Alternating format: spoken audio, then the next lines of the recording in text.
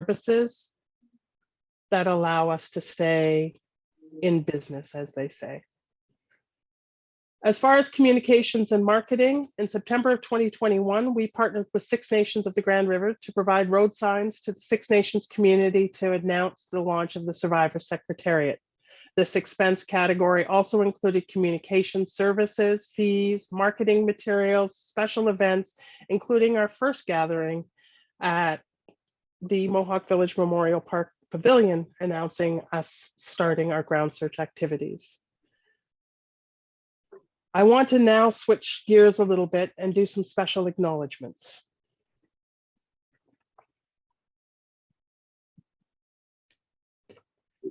I'd like to invite John Elliott and Wendy Johnson up to the stage to present Kimberly Murray with a token of our appreciation for her support during the creation of the Secretariat and her ongoing support in her role as special interlocutor.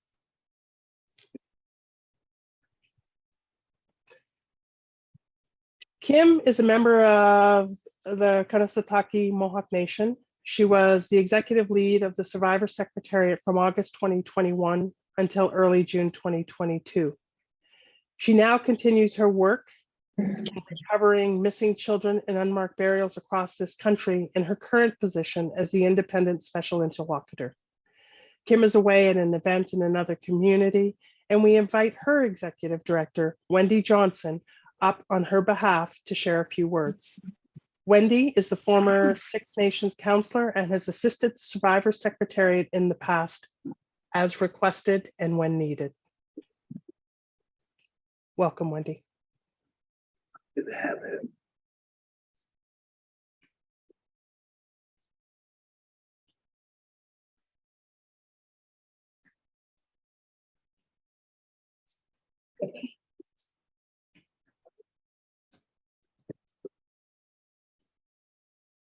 Need help out? Or you want to have a keep talking? Yeah.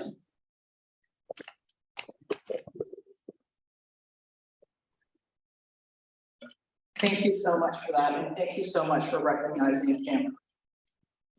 Say hello, everyone. Thank you so much for having us here in the community. I'd like to thank Rowan for providing the Thanksgiving address. I would also like to recognize the survivors of the Secretariat, but all survivors in the community and all survivors that may be watching virtually. And certainly want to recognize the community and other communities that may be participating. So myself, thank you. I come from the Office of the Special Interlocutor as the Executive Director. I'm Mohawk, Bear Clan, and I'm born and raised at Six Nations and very proud of where I come from. I'm bringing regrets on behalf of Kimberly Murray, the Independent Special Interlocutor for Missing Children, Unmarked Graves and Burials associated with Indian Residential School. She's in the north in another community, meeting with survivors, with elders, with leadership, community members to hear from them about the work they are doing in the search and recovery of children. As many of you know, and as was mentioned by Laura and others, Kim was the first executive lead of the Survivor Secretariat. And so the work that you're doing is very near and dear to her. So she would be here if she could. She often references the Survivor Secretariat and the work that you are doing. She uses you as an example because the process that you created is truly Indigenous led. And it's no surprise given the dedication that you have and the perseverance that you have in the work that you do. A little bit about the mandate of the interlocutor. She was appointed by Minister Lametti in June 2024 under an order in council. She has 2 years to complete that mandate, which will end in June 2024. She's worked with survivors to develop guiding principles to help with the work that she's doing. And I recognize many of you in the room, and this may be duplication, but it's important to talk about what guides her mandate. The bodies and spirits of missing Indigenous children must be treated with honor, respect, and dignity. Survivors must be honored and acknowledged for raising public awareness about the truths of the unmarked burials of children who died at Indian residential schools. Indigenous families and communities have the right to know what happened to their children who died while in the care of the state and churches. The search for unmarked burials and the recovery of missing Indigenous children must be governed by Indigenous laws. The United Nations Declaration on the Rights of Indigenous Peoples and the United Nations Convention on the Rights of the Child. Searches and investigations must follow the truth. This requires tracing the movements of each child using records and archives, survivor testimonies from when the child was first taken to an Indian residential school through to any other institution or location they were sent. A little bit about the mandate itself. It's large for the 2 years, but it includes engaging with survivors, First Nations, Inuit and Métis leaders and organizations. And this includes impacted communities. Identify needed measures, gaps, and inconsistencies, and recommend a new federal framework. Examine existing federal, provincial, and territorial laws, regulations, tools, and practices to protect unmarked burials. And again, the United Declaration on the Rights of Indigenous Peoples and the UN Declaration Act. She's to work with the National Advisory Committee, which was appointed by CERNAC. She's to look at Indigenous laws, legal orders, and governance, facilitate communications with government departments, and support the advancement of the TRC calls to action number 71 to 76. And included, she will look at sites not Indian residential schools, such as detention centers, asylums, Indian hospitals, sanatoriums, other hospitals, mental health institutions, and more.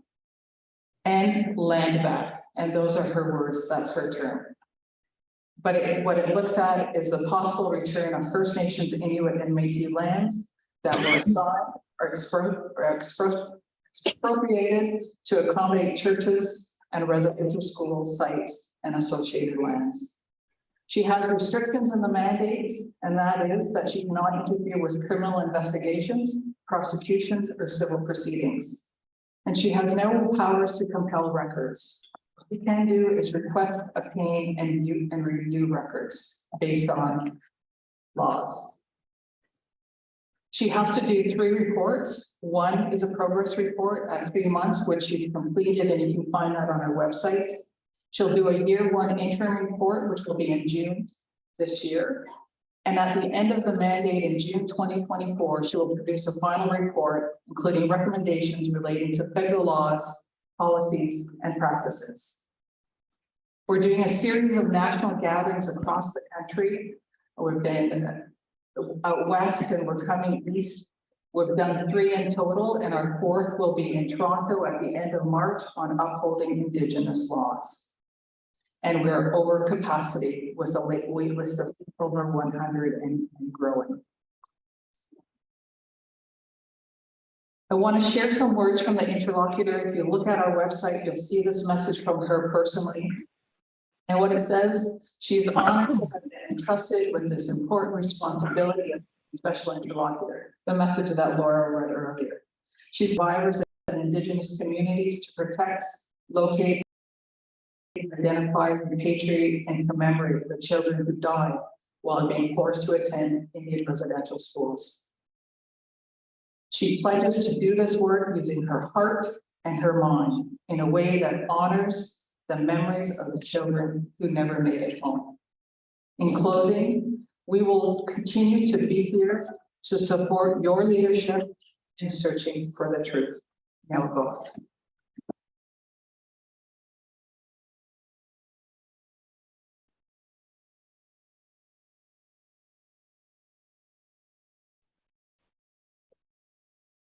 I want to thank you, Wendy, and thank you, Kimberly, for your ongoing Let me give something to Greg. support of the Survivor Secretariat. On behalf of the board, your wisdom, expertise, and experience has been pivotal to establishing the Survivor Secretariat.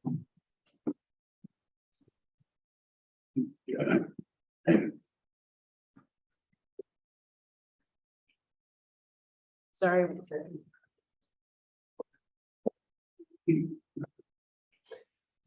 Next, we invite Councillor Greg Fraser on behalf of Chief Mark Hill.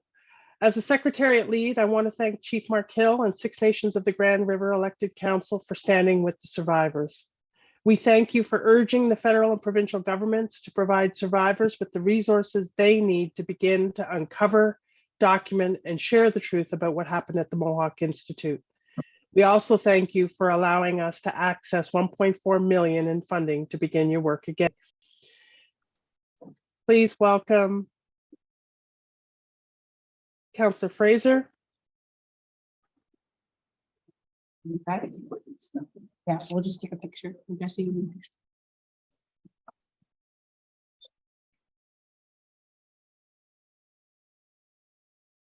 You're welcome.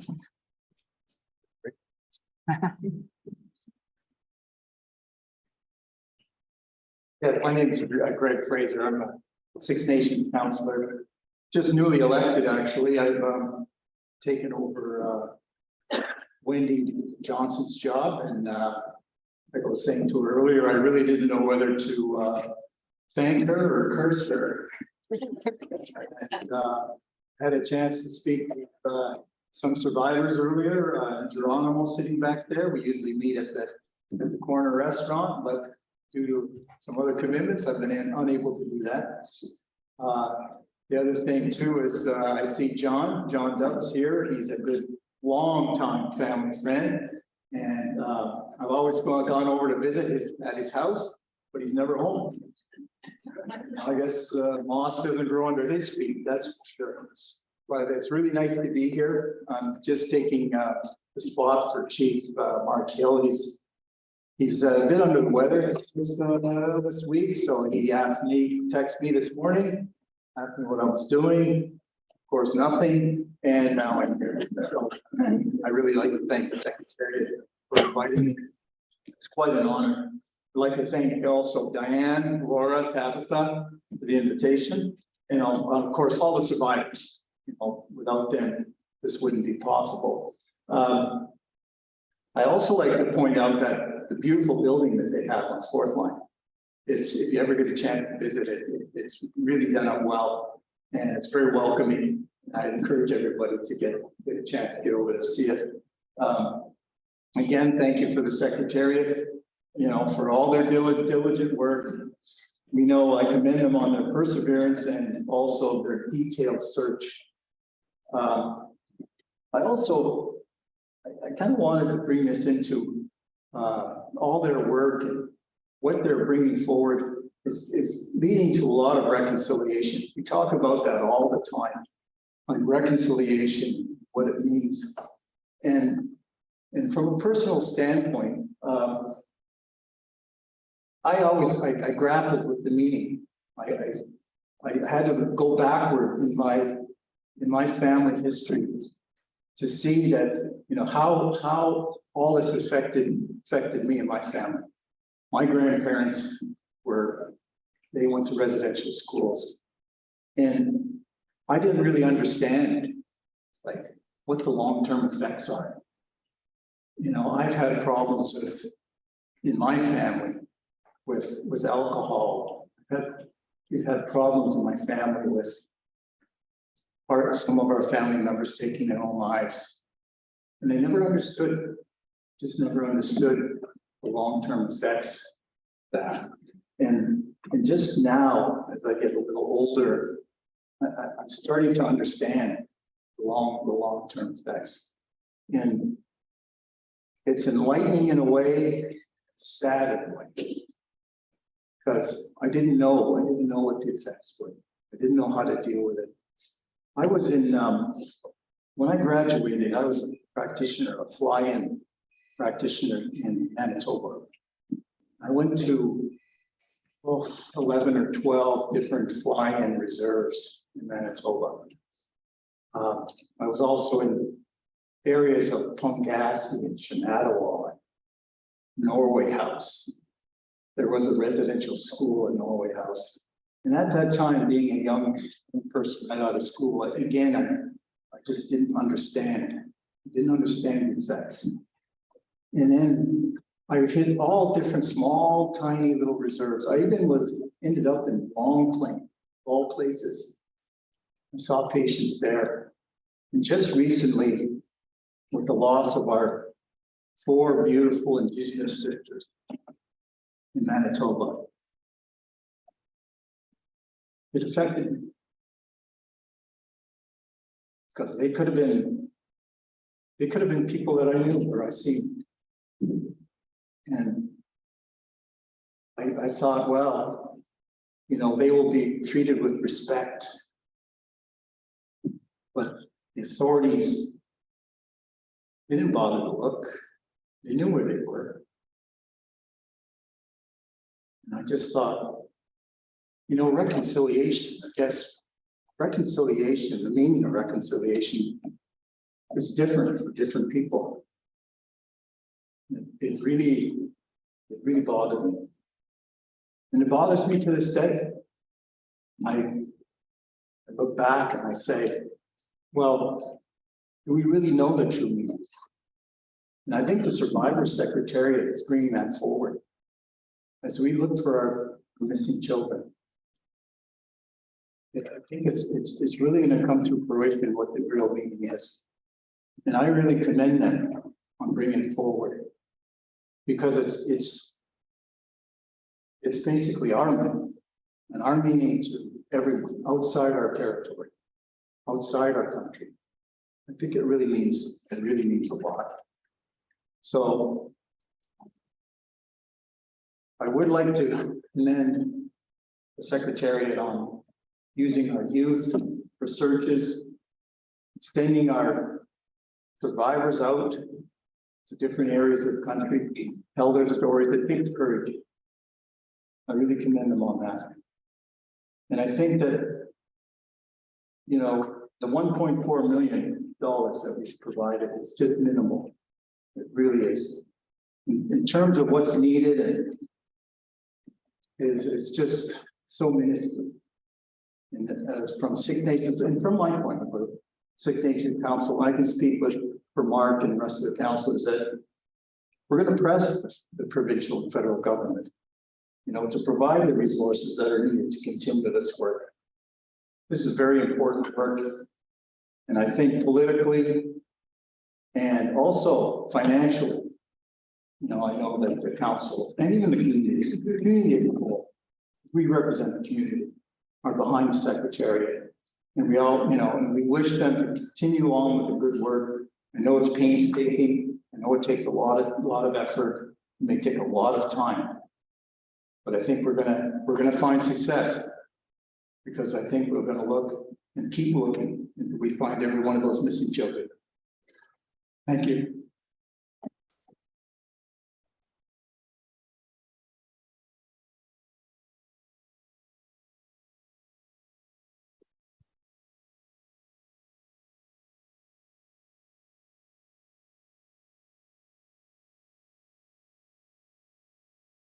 Laura, you want to unmute?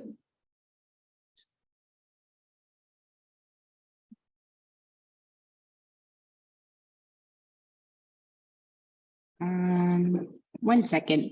So we're going to switch gears now, guys, to our special announcements. I just want to remind you, if you do have a question, please raise your hand, and I will call on you, and I will ask you to unmute at that time. Laura, can you unmute now? Yeah. Now I can.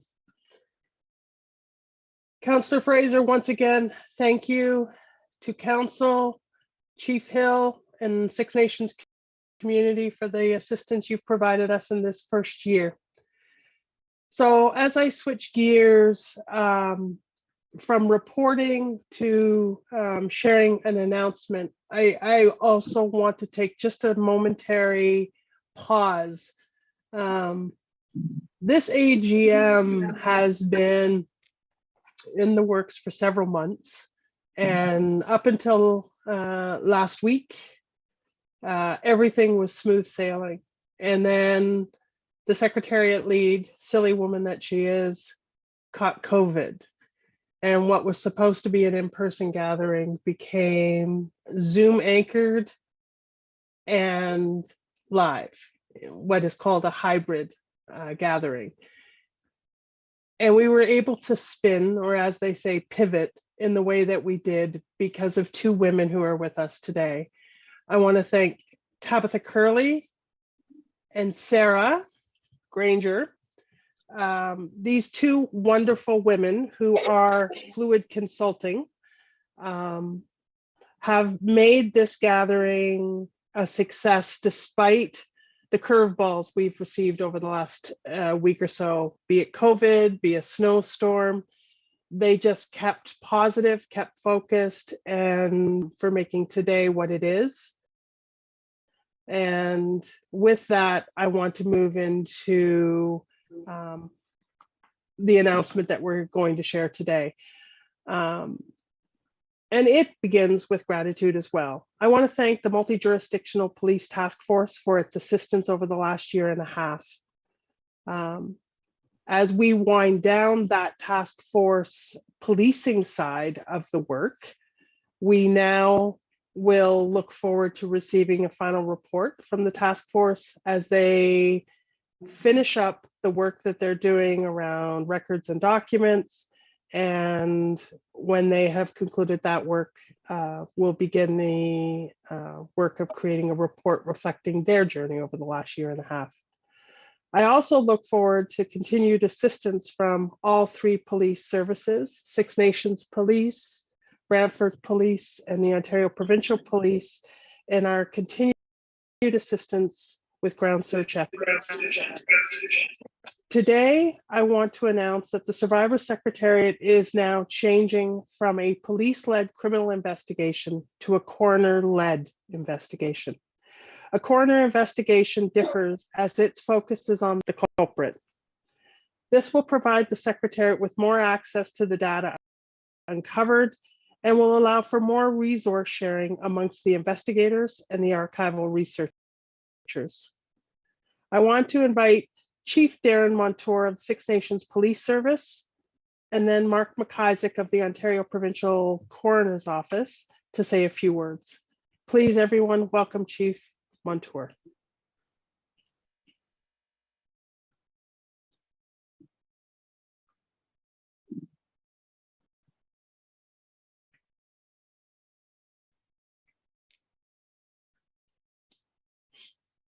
Afternoon, everyone. I hope you feel better, Laura. It's fun having COVID. It's like you said, it's been 3 years yet. Avoided it. So all the best to you and your family. Thank you so much. I want to say a personal hello to all the survivors in the audience here. It's been quite the journey that you've all been on since you were children, and here we sit today. And it's been my sincere pleasure and honor to provide the assistance we did over the last year and a half to you. I know we're not done yet, and that's going to continue. So again, a heartfelt thank you. And I am truly honored and humbled to be part of this, because as I told all the investigators that came forward on this investigation, this is probably the most passionate thing you're going to entail in your policing career, and talking with those who are on it, that's how they feel. I know, talking with my good friend Gary Markle from the OPP and other friend Marcel Bowden, as well as Tina McGee, the rest of the folks on the team, it's been a very different investigation, but something that needed to be done. And I know we've had this conversation numerous times, like this should have been done many, many years ago, but yet here we are. So, and going forward, like Laura says, we're transitioning from a criminal investigation over to a coroner's investigation. And speaking with Mark Kizik last week about, I can tell that he's a very passionate individual as well of how he wants to carry this forward, working with the chief coroner's office. And Dirk Heyer, he's been instrumental in providing all the assistance that we've needed through this whole thing, and going forward, I know we'll have continued consultation meetings with him. And from speaking from a Six Nations police perspective, we're going to be putting a member on Mark's and Dirk's team to continue with this work, because as Laura said, it's Six Nations led. So I have an obligation to continue with that work. So that's why we're gonna have an investigator on there, as well as speaking with my good friend Rob Davis, Brantford Police will also have some on the investigative side of it. So again, I won't take up much of your time. I know at the end, there's going to be a report provided to the Secretariat group of all of the tasks that the investigative team did. All of the record searches. I know there's more records coming. They still have numerous tasks they have to complete. But speaking for them, I want to say thank you to all of you as well. So I'm sure we'll be talking more, and just passing through. I plan to pop in the building. And I know John's not around much, but that's what Greg was saying. But when he is, he's always a pleasure to talk to, even Geronimo. So again, it's welcome. Thank you for that. Thank you, Tom. Thank you for joining us, Chief Montour. I also wish you could see that I'm smiling ear to ear as I hear you note the ongoing role of Six Nations Police as we move forward with the I now invite Mark McIsaac up on behalf of Chief Coroner of Ontario, Dr. Hyer.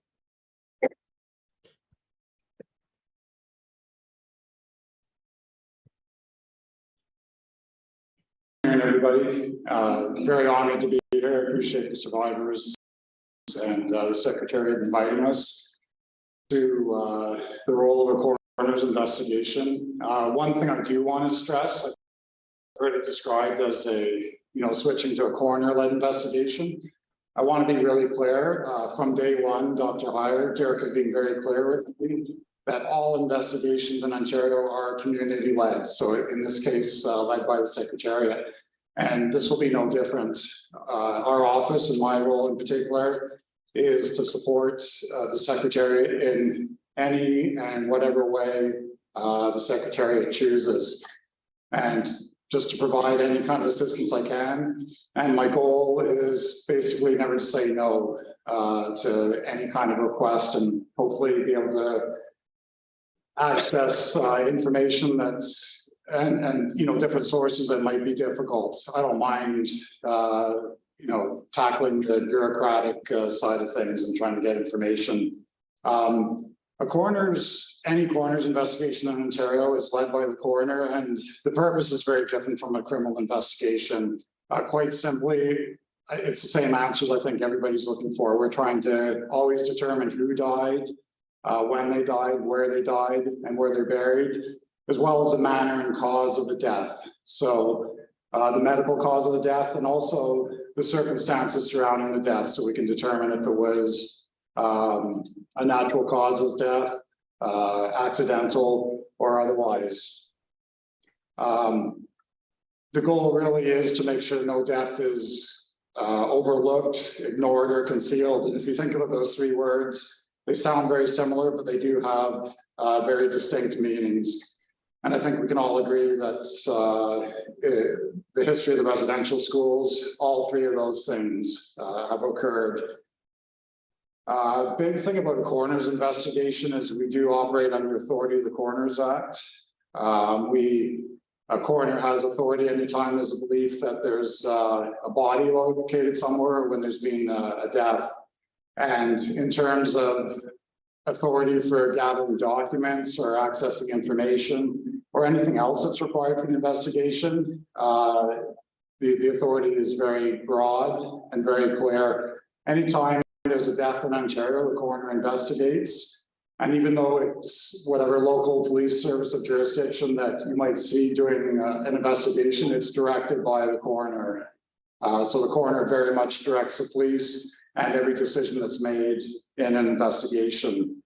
Another thing Derek's been very clear about in terms of this, the coroner's office helping, is we will be sharing information. One way or another, information can and will be shared. The only real barrier is sometimes with documents, the same anybody in the room faces. When you get documents from a third party, there may be restrictions on who you're allowed to actually pass that document off to, but we can share information, and that is the goal. Quite frankly, I wouldn't be as excited to be working on this team if the results of everything we're doing couldn't be shared with the people that deserve to have it. And I'll just quickly tell you what we've been up to date, my team. We were brought together as a team of 3 OPP officers and a civilian crime analyst, basically. Well, at the same time, Kim got her appointment as a special interlocutor.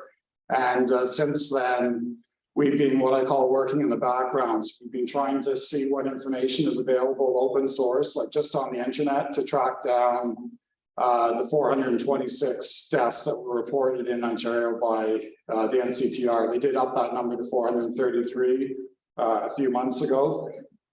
And we've had similar experience to what the police task force here has. We've found information on, so we started with some schools in the north. We started with Bishop Horton Hall, St. Anne's in Fort Albany, and St. John's in Chapleau. And we've accounted for all the deaths that were, and that was just you have to start somewhere. I liken what we do to trying to eat an elephant. So you've got to do it one bite at a time. And you know it's going to take you a long time, and you've got to start somewhere. So we did start with some schools. We already have some engagement with the communities. And so far, we have found all the names listed on the NCTR for those schools. And in addition to that, we've found about 81 names that the NCTR wasn't aware of. So just to kind of reinforce our goal to share information, I've already shared all the information that we found in relation to St. Anne's. We've shared that with Fort Albany First Nation because we have a established relationship with them. And we've committed to sharing all 81 additional files. It's literally changing by the week, but we've committed to sharing those files with the NCTR and made arrangements for how we're going to do that. So again, the goal, even with the work we're doing in the background, the goal is to have all survivors and communities profit from those efforts. That's what I want to cover in an overview, but subject to any questions that any of the survivors or anyone else has for us. Thank you. Thank you, Mark. We had the opportunity to watch Mark and Dr. Heyer and Bev Jacobs participate on a panel just over 2 weeks ago in Thunder Bay as part of a gathering hosted by NAN. I look forward to the relationship between the Secretariat and the Coroner's Office continuing to anchor itself in ways that support the survivors getting answers to the questions that they continue to have around unmarked burials. With that said, I now want to give a few minutes to, and I jokingly say this every week when we meet, is one of the favorite parts of my week is when I get to spend time with No History and more about what they have been able to track down in the record. So I introduce you all to Beth Solis to share a little bit about the archival work that we started in 2021, 2022. And I pass it over to you, Beth.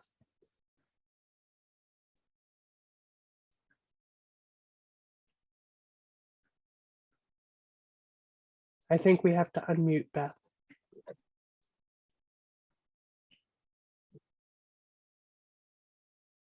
Thank you. Had a moment there where I thought, oops, is this on my end? Yeah, I echo those sentiments of Laura.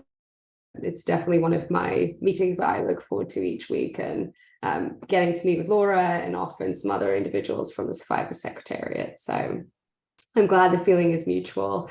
I just wanted to say good afternoon, everyone, especially those of you that are in person. I wish I could be there as well, and I can't obviously quite see you all, but if there are any questions or anything, feel free to, I think there's been some messages saying to sort of raise your, we can answer them.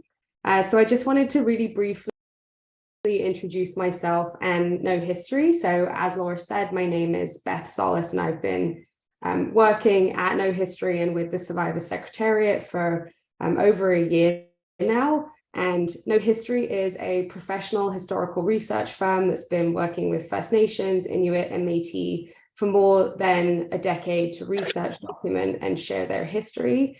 And as Laura said, we've been providing support to the Survivor Secretariat for over a year now. And I'm really greatly honored, and I know that my colleagues are as well, to be supporting the Survivor Secretariat in this really important work.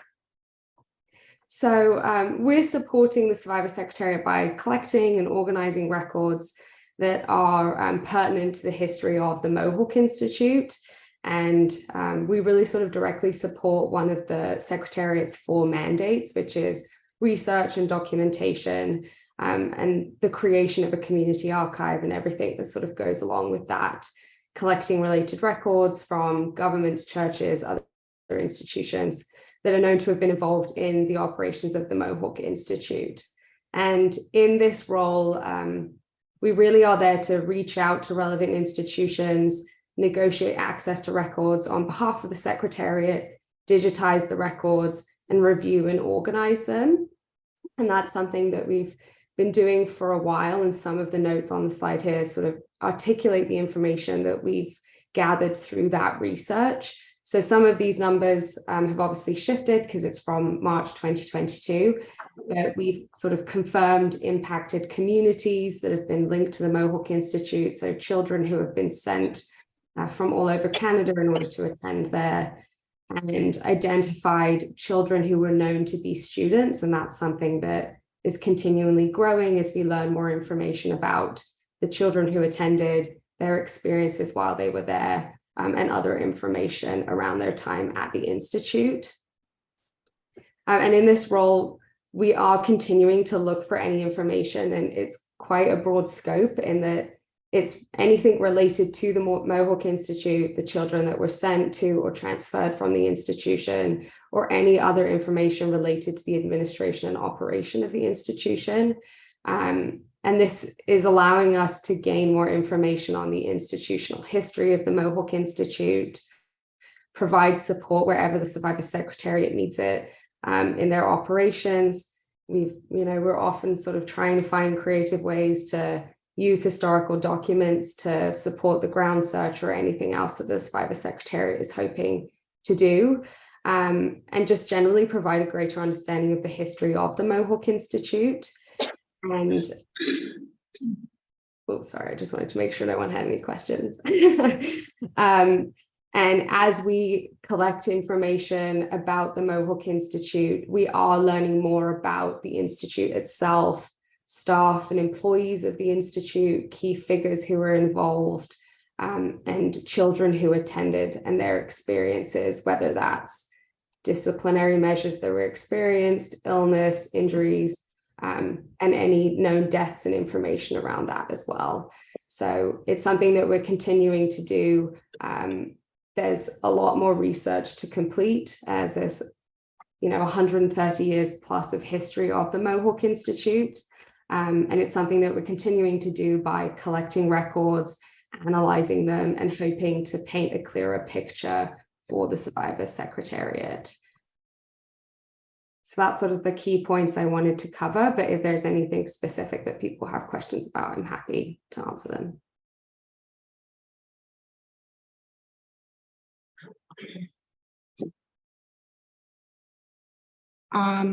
Thank you, Beth. I think we're going to pause and take questions now from the audience for either members of the multi-jurisdictional task force, Beth from Known History, or from Laura, perhaps